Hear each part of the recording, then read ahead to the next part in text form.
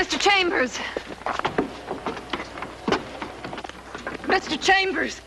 Don't get on that ship! The rest of the book, To Serve Man, it's a cookbook!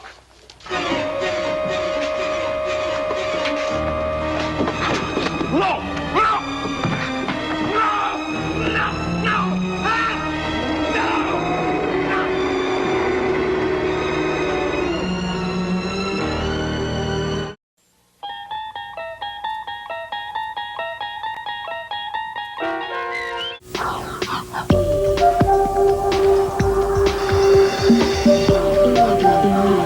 Entertainment Television.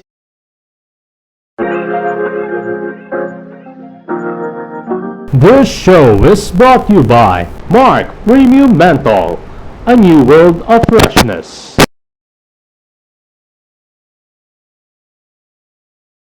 Noong Enero 21, 1991, isang milagrosong kabanata ang naganap sa bayan ng Tambobong sa Kalakhang, Maynila.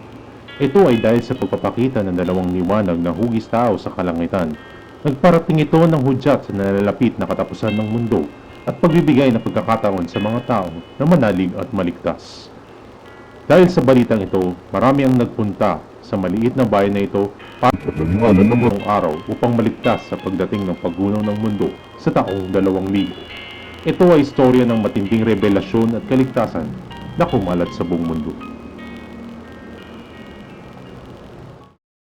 Nagpunta kami sa bayan ng Tambobong para kausapin ang mga lokal ukol sa nangyaring aparisyon.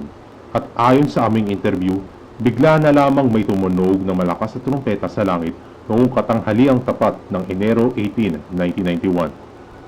Noong katanghalian tapat may narinig kaming maingay na parang tunog ng vapor na sobrang tagal. Tapos nung lumabas ako para tignan yung nangyayari, nagulat ako, bakit tatlo na yung araw sa langit? Yung dalawa parang nagsasayaw pa. Maraming nakasaksi ng kakaibang mga liwanag sa langit pagkatapos ng malakas na tunog. At laking gulat nila nang maghugis tao ang dalawang bola. Noong una ay nagsipulasan sila sa takot pero bigla silang nakarinig ng boses na galing sa dalawang nilalang. Nung nagtakbuhan kami dahil sa takot, biglang may umalingaw sa langit na boses na sabi, "Huwag kayo matakot, di namin kayo sasaktan, nandito kami para sa inyo." Pagkasabi niya noon, parang gumaan yung pakiramdam namin, saka nag-amoy rosas yung buong paligid. Kami ay naparito upang magbigay ng babala at kaligtasan. Makinig kayong mabuti sa aming sasabihin. Nalalapit na ang katapusan ng mundo at ito ay matagal na nakatakda. Maraming dilubyo at kamatayan ang darating sa araw ng pagbubuko. Mga siyam na taon mula ngayon kung saan lulukunin ang lahat ng lumunawin ng katapusan. Ngunit huwag kayong mabahala dahil ituturo namin sa inyo ang kaparaanan ng inyong kaligtasan. Ayon sa kanila, magtipon ang lahat ng gusto maligtas sa bawat plaza o anumang malawak na lugar at magpirmi sa mga lugar na ito sa loob ng 3 araw upang magtika at magsaya dahil sila ay sigurado nang ililigtas at iaakyat sa langit. Lahat ng tao ay pwedeng magpunta upang maligtas kahit may iba-ibang relihiyon pagkat kanila'y ang hidwaan sa pananampalataya ay isang malaking kahangalan na dulot ng kamangmangan ng mortal. Pero pinagbabawal na isama ang mga bata't menor de edad pagkat sila ay hindi pa katanggap-tanggap sa pisikal at espiritual na edad.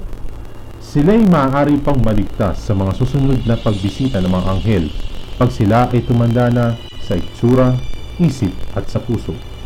Matinding pinagbabawal na mailigtas ang mga may tattoo sa katawan at may mga matitinding karamdaman. Ayon pa sa mga anghel, tinakda ang unang pag-akyat ng mga ililigtas sa loob ng 3 araw sa petsang Enero 21 ng kasalukuyang taon. Kumalat ang balita ng pangyayari sa buong bansa.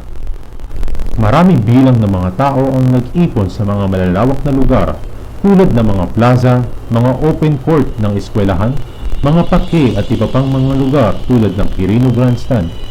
Sila ay nagpirmi lang sa kanilang lugar at nagsiya na tilang may kapistahang nagaganap. Unti-unti ay dumami ng dumami ang bilang ng mga tao sa pagtitipon. Hindi ko nga alam yung nararamdaman ko ngayon eh.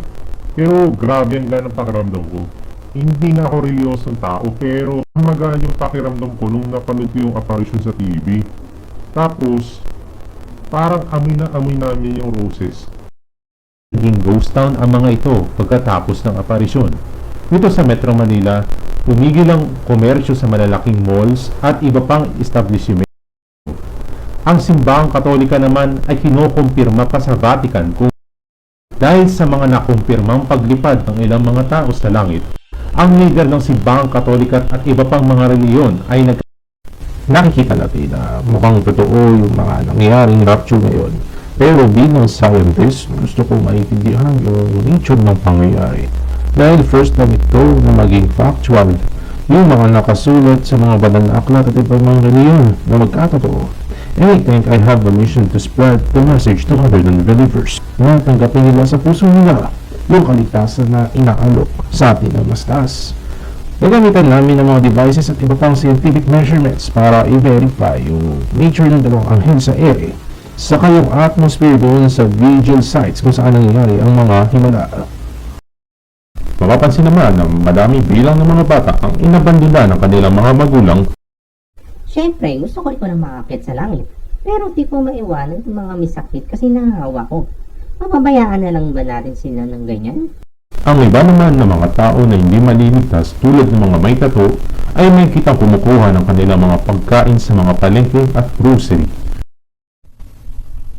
Ang hirap na humanap ng pagkain ngayon. Wala na kasi nagtitinda, saka nauubos na yung mga pagkain sa mga naiwan na tindahan. Doon lang kami kumukuha ng mga kailangan namin simula pa noong linggo. Akala ko ba mapagpatawad ng Diyos? Nagbagong buhay na ako, pero bakit ayaw niya akong iakit sa langit? Di niyo inalintana ang 3 araw na pagod. Kami rin ay nagulat sa dami ng mga taong tumanim sa aming panuwagan. At kami ay nagagalak sa pagpapaalis niyo sa lugar ng mga di ka nais-nais na mga tao na hindi nararapat sa aming paloob na regalo. Sa oras na ito, binubuksan na namin ang dambana ng langit. Lumipad sa kalangitan, umakyat sila hanggang sa hindi na makita ng lente ng aming kamera.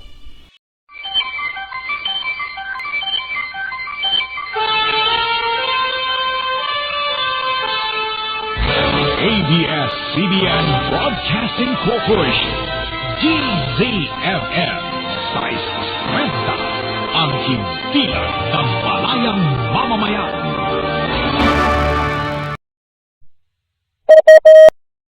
Tayo po ngayon nandito ulit sa aking palatuntunan ngayong gabi.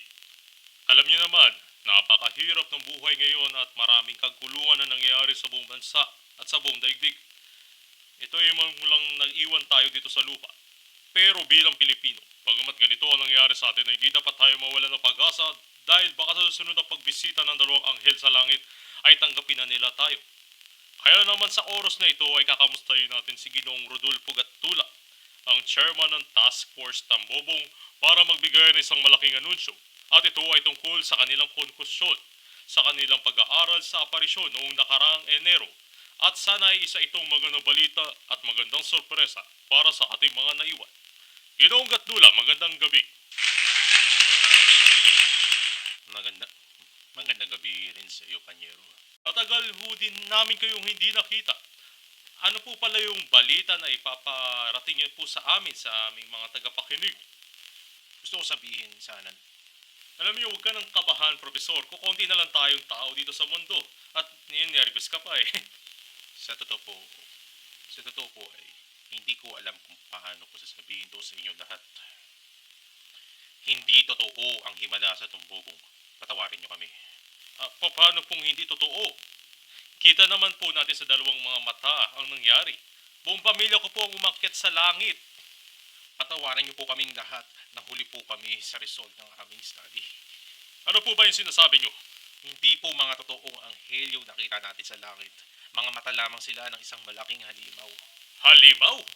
Ang mga anghel na nakita natin sa langit Mga mata lamang po sila ng isang malaking organismo. Pero po di ba sila'y naghihiyawan nung inakyat sila sa langit? Kitang-kita natin yun. Yung amoy rosas na aamoy natin noon, hindi po yun isang himala. Pheromones po yun ang nilalabas ng isang nilalang para akitin tayo papunta doon sa halimaw. Yung mga video footages po ng dalawang nilalang sa langit, sinala po namin yun under sa filter ng device. Yung mga ilaw ng dalawang anghel, ininterpret po namin at pinadala sa NASA. Nang makita namin yung resulta ng Biyernes, nakita namin yung buong katawan ng buong organism. Transparent po yung katawan niya at maraming galamay. Mag-iingat ka kasi sinasabi mo. Halapas tanganan yan sa... Yung transparent na galamay po yung dahilan kung bakit parang lumulutang po yung mga tao, hinayaan natin silang kainin ng halimaw. Mo! Yung pamilya ko! Kitang-kita ko! Masaya sila! Nung umakyat sila! Masaya sila nung inakyat dahil sa epekto na nilalabas ng amoy na rosas na pheromones at yung neurotoxin ng galamay. Patawarin niyo po ako. Yung mga kasama ko po na... George, tama na. Pagkatapos ng radio show, sinipa si Ginoong Gatdula palabas ng istasyon. Huli siyang nakita na akay-akay ng maraming tao